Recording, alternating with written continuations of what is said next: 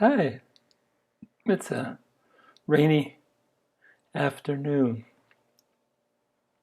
and something about today made me feel festive. I put red on. Red's my happy color. I got my happy hat and my happy hoodie, my happy t-shirt. I'm a happy guy on a festive day. But there's more than one reason I decked out in red, and that's because I wanted to talk about the Heart Sutra. It's the sacred, the crowning jewel of enlightened wisdom literature according in the Zen tradition.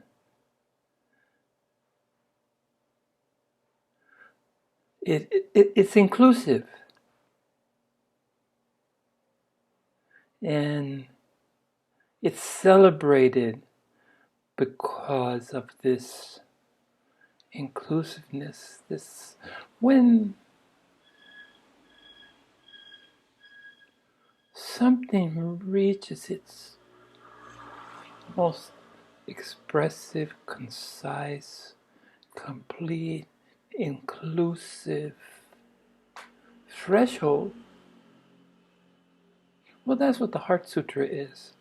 And I got a hold recently of a favorite Vietnamese Zen teacher, Thich Nhat Hanh. And he did the latest translation, and he put a lot of thought. There's a lot of misunderstanding that's contained within the. People misinterpret, and he thought that it's time to set it straight. And then he also went as far as saying that the Heart Sutra, a closer translation, it'd be the insight that brings us to the other shore. The insight that brings us to the other shore. Pretty beautiful. And that's what he's celebrating here. And in this spirit, I don't rehash the Heart Sutra. It's chanted in the Sanskrit or Chinese languages daily at temples throughout the Zen temples throughout the world. And I'm going to go more deeply into it at a later time, but I used it today, and I wanted to use it in the true sense that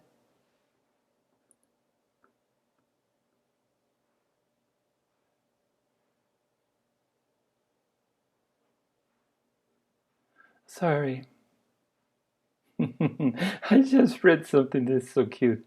Buddhism is a clever way to enjoy life.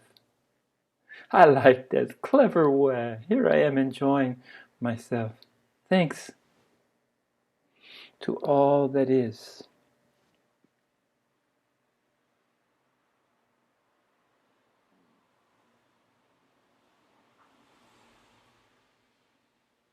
And I'm reading something else again. Zen master Ehi Dojin taught that enlightenment is just intimacy with all things. It's just being intimate, including yourself and all the other selves. Intimate.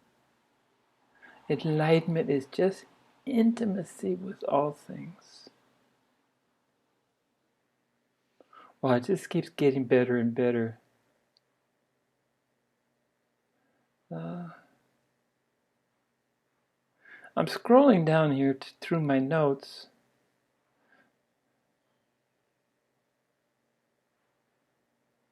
To get back to this, the insight that brings us to the other shore. And I wanted to share some of my experiences again because I've been in a sharing mood, and I've covered it before, but it's way back.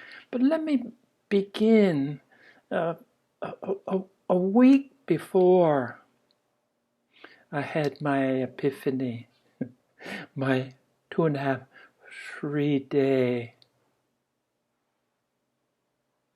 awakening period.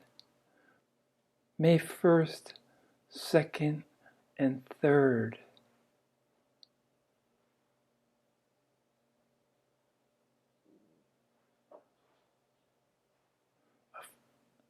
2014? I think I'll have to check, but I think I remember, but I remember the days. But a week prior to that, I had come down with a really nasty cold, and I'm seldom sick. And one of my beautiful students, she worried about me. She insisted that we jump in a taxi from my school, go to the hospital, and go to the emergency room and have someone take a look at me because I was pretty sick. Not sick enough to miss school because I never missed school. But anyway, I got a young intern, and he was, number one,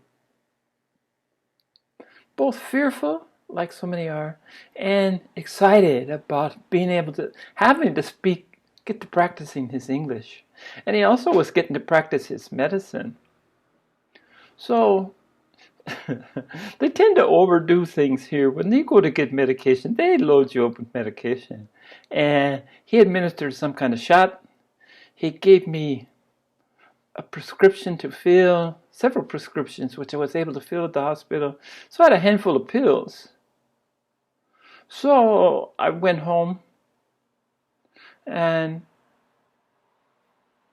took the handful of pills. Over-medicated, to be sure. But what transpired after that was really amazing. It was about dusk. And I had come back from the hospital about 2:30 or 3, and I had knocked out on my bed until that time. And it was still in the throes of summer, so I was sleeping on top of the blankets, on top of the bed, with shorts on, swim shorts, surf shorts. And I woke up and I ran outside. I just remember I woke up and I ran outside my place on this little alleyway that the neighbors were close. And I ran out, and I was always the novelty.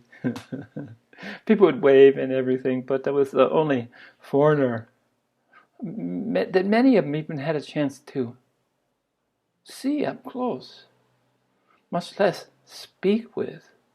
But anyway, I was in this total little fishing village, and it was just this, I could have my anonymity because no one bothered me. No one spoke English, and everybody knew that my Chinese was really suspect, to the point of being practically non-existent. I could listen some, but speaking just was elusive. Anyway, here I was, shirtless. And it's interesting because we have a different, I come from Hawaii, we wear shorts, surf shorts, it's all that you need. And you can pretty much go everywhere, but you can't go to a restaurant. You have to put a tank top on at least. Okay. But here in Taiwan, a man being shirtless is considered to be naked. So here I was, a naked man out in the street, and I was yelling. And no one could see what I was yelling at, but I was yelling at, I saw this 3-headed demon dog with glaring red eyes. And he was on a leash of an evil spirit, just kind of a smoky, vaporous elusive, blackish. All I knew was that it was a foe, not a friend. Demon with the demon dog and the red eyes. And his head, the three heads were as tall as my shoulder, and they were coming towards me. And I was first yelling, but as it approached me, I started wrestling. And that wrestling and falling down on the ground and rolling and yelling at these demon dogs. You won't get me. I will defeat you. I won't surrender to your evilness. And I don't know how long this went on, but when I stood up again, neighbors had been looking out the window. The landlord had called, unbeknownst to me, my Taiwanese parents and telling them that I was probably drunk, rolling out on the road, yelling incoherently, naked. In their terms, and this was a naked man yelling incoherently, and the only thing they could associate with, and understandably so, was drunkenness. And since I didn't drink, and most of them knew that, it was pretty peculiar. I always kept to myself, very low key. And here I was yelling and wrestling and shouting incoherently to them, but certainly in English, "Get away, demon, I won't resist, I resist you, I won't," and fighting this three-headed, fierce, big dog with a leash and a demon spirit holding it. Now this was the week before my enlightenment experiencing. And I had no reference point. I just thought it was over-medicated, which was certainly true. But what was going on? And what I understood in context much later was that this was giving up the ghost. Wrestling with the remnants of my egoic identification was definitely karmic, liberating myself as I came to understand it from the last constraints of karmic debt, karmic obligation, and most importantly, which is very seldom spoken of, the holding on to this karma that 99% of the people hold on for dear life because their whole self-image, their sense of themselves as an individual is caught up in their karma. So you have to discard your identity, discard your detachment to that identity. But most importantly, as always, here we go again. You probably know what I'm going to say. You really have to surrender. And I remember sitting in my living room, my head in my hands, shaking as my mom and dad, my Taiwanese mom and dad, came to the door and timidly looked at me and asked me if I'm all right and what's the matter. And I had no words. But they got me a cup of warm water, which was a beautiful thing. And meanwhile, when they were here, my landlord had come by because he knew that he could talk to them and just to find out if I was okay. Not asking what was going on, but just to make sure that I was okay. And that's all anyone seemed to They weren't concerned about what was going on. They were just concerned about me to make sure it was okay. And then after this experience, it was as real as anything I've ever experienced. Those dogs, if I close my eyes, I can still see the red eye. And I know that the three-headed dog is from mythology, probably many mythologies, maybe Greek mythology in the Western world, but it's not an unheard of concept. I don't know if the three heads are symbolic, except my number is 3, so how many heads would they have other than 3? Father, Son, and Holy Ghost. Yeah, this is Demon 1, 2, 3 by the Master Demon. But so this experience,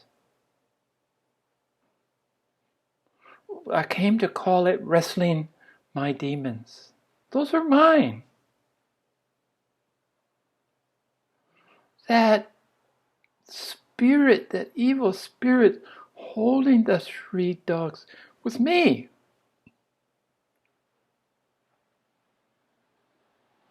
So it's like fighting yourself.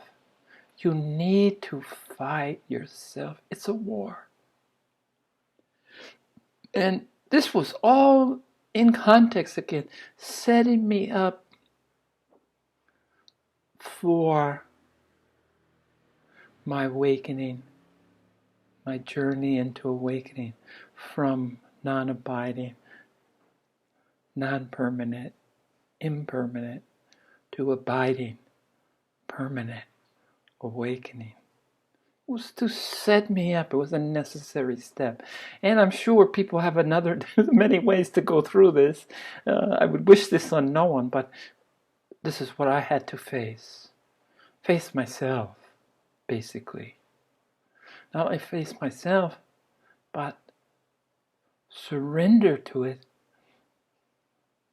in order to let it go, to place the whole mess on the violet consuming flame, the flame with no heat. You can put your hands, you can rub your hands in the violet consuming flame, but it dissipates to nothingness. All that is willingly, consciously surrendered to it. So the vestiges,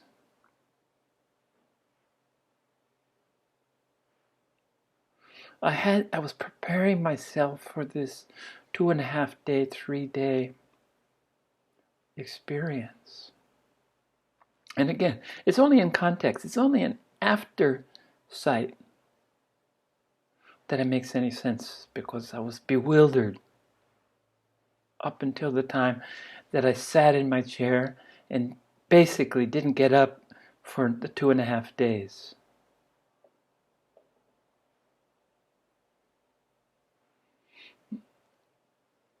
But what I wanted to talk, so I'm setting this all up because I want to talk about the insight that brings us to the other shore, the Heart Sutra, this Thich Nhat Hanh, this beautiful man, that his translation of the Sanskrit Heart Sutra. It's a more accurate, he says, more accurate translation, but it's in keeping with the spirit of this sutra.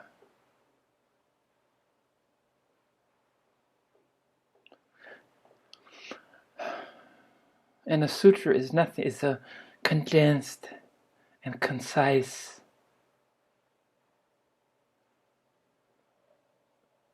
way to practice, or a way to disseminate knowledge. I'm looking again for another quote about, again,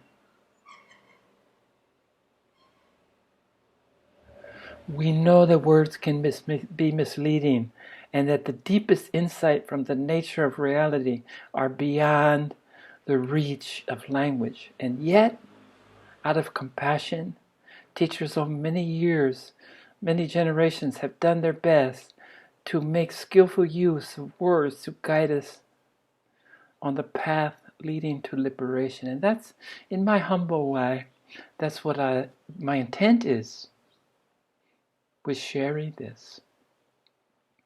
So I wanted to talk again about the culminating before the last. I did that thing of the preparation, and I pictured myself riding on an inner tube, big inflated truck inner tube, down this really meandering, slow-moving stream. And on all sides of me, both shores, it was narrow. I could see activity on all sides. And what I realized is that I'm looking at my past lives. This myriad of experiences that who knows how long I spent looking. But being introduced in seeing that what we forgot, all my past lives, tens of thousands of past lives. And the common denominator was my personality, I guess. Because the female, male, old, young, fat, thin, black, white, there was nothing in common other than personality. That's why I believe that personality persists. And that's what's recognizable in your incarnations, that no matter where you go, there you are. So this was just this. And you're witnessing again. It's not participatory. You're witnessing, you're not re-experiencing. But when we come into this existence, we're graced with forgetting our past lives. Because, the burdens I carry from just 72 years in this lifetime are tremendous. I couldn't imagine what the burden would be to be aware of tens of thousands of lives. But I just witnessed them. I didn't have to re-experience them. I didn't have to relive them. I didn't have to claim them. I didn't have to name them. I didn't have to explain them. I didn't have to understand them. I had to simply witness. And then I went into the next experience was walking into Alexandria in ancient Egypt in a library. And this was a pinnacle, this was the depository of all accumulated knowledge at that time. And I remember seeing bookcases as wide as the horizon and as tall as the sun, full of books. And these books were washing up, coming, and the bookshelf would tip, and all the books would come crashing down. And it was one after another, after another, after another. And I was absorbing all the information for this precious moment in time. I was given awareness, given understanding, given knowledge, given wisdom of all that has been known, is known, and will be known simultaneously, and not being overwhelmed. So I could see that in the transition from the experience of witnessing to the experience of absorbing, being given, being exposed to, in a rapid boom, boom, boom, boom, boom, boom. And just as I was meandering through the stream and seeing all my lifetimes, this was more. And as a witness, now I had to get more involved because this was just crashing down upon me. Just bookcase after bookcase after bookcase. So it was probably an exercise in expansion of my awareness of the possibilities. What's possible? Started off with the unlikeliness of experiencing all my lifetimes, at least seeing them. And I think only seeing them to see the diversity, to see the immensity. But then, now all of a sudden, there's more involvement. I'm witnessing it, always witnessing at the same level of watching. But now this was required uses of faculties I didn't ever think I had. The ability to. And now I know that I sorted, stored, and it's there. I can access it. But I learned right away. I will know it when I need to know it. And other than that, let it go. Never mind. So this was setting me up. This is first from witnessing and then to be involved. Total involvement. And the third thing that came, the most amazing, I'm looking for the title again. The insight that brings us to the shore. Now I'm at the point of getting the insight that brings us to the other shore. And this is the crux, this is the basis, this is the heart of the Heart Sutra. Is the last step. It was for me the last step into aware consciousness, fully awakening. And this was non-duality. So the witnessing of the lifetimes, the assuming of all the knowledge, was setting me up, preparing me for the biggest hurdle, the biggest stretch. And this was to reconcile diametrically opposed concepts as absolutely equally true. Up, down, love, hate,